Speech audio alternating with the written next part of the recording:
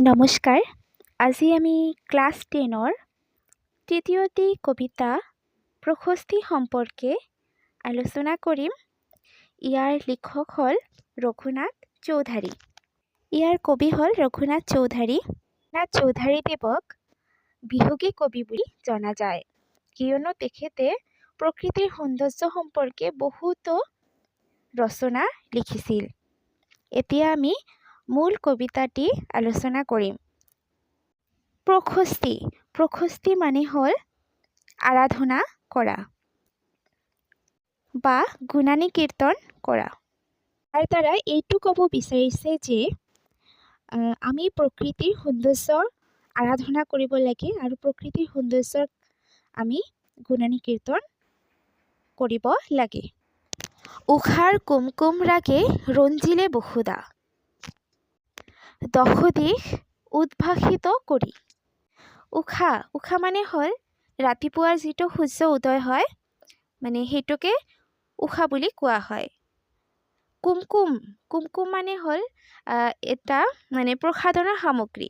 এই নাৰীসকলে পৰিধান কৰিলে নাৰীসকলক সুন্দৰ দেখা যায়। তো ঠিক তাৰ লগত আমাৰ কবিয়ে এই ৰাতিপুৱাৰ সূৰ্যটোক তুলনা কৰিছে।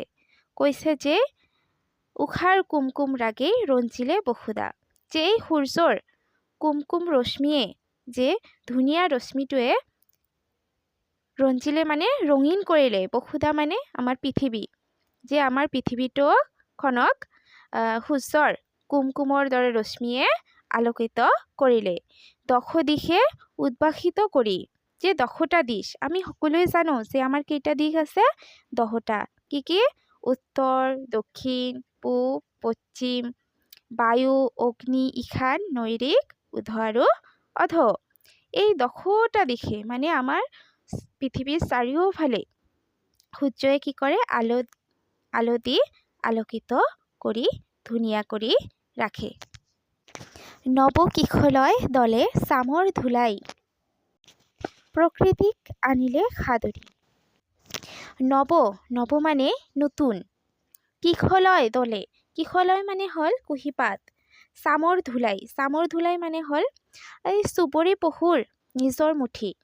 আমি বিভিন্ন ধৰণৰ ধৰ্মীয় অনুষ্ঠানত গ'লে, মানে মন্দিৰ মছজিদ আদিত গ'লে দেখা পাওঁ যে আমাৰ কিছুমান মুঠিৰ দৰে থাকে। তাত মানে লোমৰ নিচিনা কিছুমান বস্তু থাকে, যিবিলাকেৰে কি কৰে? ভগৱান বা ঈশ্বৰৰ মূৰ্তিসমূহক মানে ধূলিবিলাক পৰিষ্কাৰ কৰি থাকে। তো তেনেকুৱা চুবুৰী পহুৰ নিজৰ মুঠি, তাক কোৱা হয় চামৰ বুলি কোৱা হয়। ধূলাই প্ৰকৃতিক আনিলে সাদৰি, যেই চুবুৰী পহুৰ নিজৰ মুঠিবিলাক যেন আমাৰ যিবিলাক নৱপ্ৰকৃতিটো আছিল, আহি আছে, সেই নৱপ্ৰকৃতি নৱকুঁহিপাতবিলাকক এই চুবুৰী পহুৰ নিজৰ মুঠিসমূহ যেন কি কৰি আছে? পৰিষ্কাৰ কৰি সকলোকে আদৰি আনি আছে।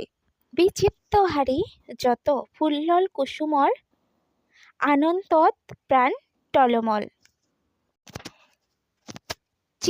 চিত্তহাৰী মানে হ'ল, চিত্ত মানে মন, হাৰি মানে হৰণ কৰি নিয়া।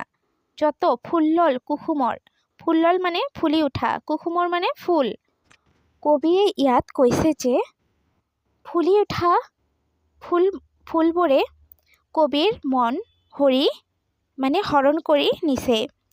আনন্দত প্ৰাণ টলমল, আৰু কবিৰ প্ৰাণ আনন্দত উল্লাসিত কৰি তুলিছে। মন্দিৰৰ উপেক্ষিত ৰবৰ ফুলেও দিছে যাচি প্ৰেম পৰিমল।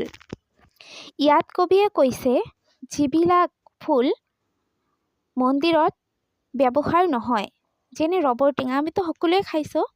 এই ৰবৰ টেঙাৰ ফুলবিলাক যিবিলাক হয়, সেইবিলাক মন্দিৰত পূজা নচলে। তো যিবিলাক ফুল মানে মন্দিৰত পূজা নচলে, সেইবিলাকো কি কৰিছে? প্ৰেম পৰিমল। প্ৰেম মানে ভাল পোৱা, পৰিমল মানে সুগন্ধি।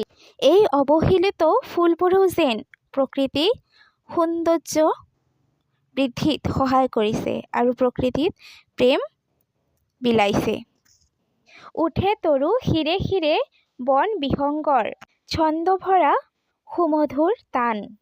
ইয়াতে কবি তৰু মানে গছৰ কথা কৈছে। শিৰে শিৰে মানে গছৰ মূৰে মূৰে বন বিহংগৰ মানে বনৰ চৰাইবিলাক ছন্দভৰা সুমধুৰ তান, যে বনৰ চৰাইবিলাকে গছৰ ওপৰত উঠি শিৰে মানে গছৰ ওপৰে ওপৰে গৈ গৈ সুমধুৰ সুৰত তান মানে গীত গাই আছে। জল স্থল অন্তৰিক্ষ সকলোতে যেন দেৱতাৰ মহা অভিযান। যে জল স্থল পানী, স্থল মাটি, অন্তৰিক্ষ মানে আকাশ, সকলোতে যেন মানে সকলো ঠাইতে যেন কি আছে, আমাৰ ঈশ্বৰৰ সন্ধান কৰি অভিযান চলি আছে। কৰি দীৰ্ণ জৰাজীৰ্ণ পুঞ্জীভূত ক্লেদ। ইয়াত দীৰ্ণ জৰাজীৰ্ণ মানে হ'ল যে ভঙা চিঙা, পুঞ্জীভূত মানে সঞ্চিত, ক্লেদ মানে গেলামলযুক্ত পানী মানে বেয়া পানী। শেষ হ'ল মহা কালৰাত্ৰি। আৰু কৈছে যে যিবিলাক মানে বেয়া গেলামালযুক্ত বেয়া পানী আছিল আৰু মহা কালৰাত্ৰি মানে দুৰ্যোগপূৰ্ণ ৰাতি যিবিলাক আছিল, এতিয়া আৰু সেইবিলাক সকলো শেষ হ'ল। উঠা হে ঋত্বিক ধ্যানী অমৃতৰ পুত্ৰ, উঠা যত মুক্তি পথযাত্ৰী। যিহেতু কালৰাত্ৰি শেষ হৈ গৈছে, সেইকাৰণে কবিয়ে যিবিলাক ঋত্বিক মানে হ'ল যজ্ঞ কৰা পুৰোহিত, সেই পুৰোহিত তথা ধ্যানী অমৃতৰ পুত্ৰ সন্তান আছে, সেই সকলোবিলাক তথা মুক্তি লাভৰ কাৰণে যিবিলাক পথ চাই বা বাট চাই বহি আছে, সকলোকে আজি জাগি উঠিবলৈ কৈছে। কৃষক বেনু অনাহত ছন্দে গাই মহামহিমৰ গান।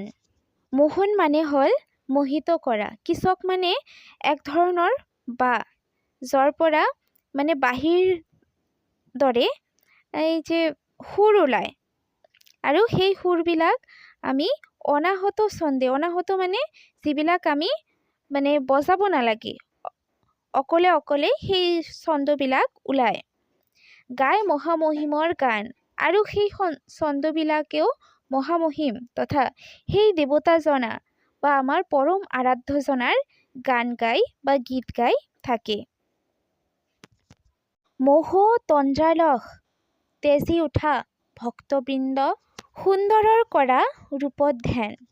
কবিয়ে ইয়াত আমি যিবিলাক মোহ মায়াৰ বান্ধোনেৰে সংসাৰত আবদ্ধ হৈ আছোঁ, বা তন্দ্ৰালহ যিটো অলসতা বা টোপনি যোৱা অৱস্থাত আমি আছোঁ, সেই টোপনিৰ পৰা বা সেই অলসতাৰ পৰা, সেই মায়াৰ বান্ধনৰ পৰা আমি আজি সকলোবিলাক ত্যাগ কৰি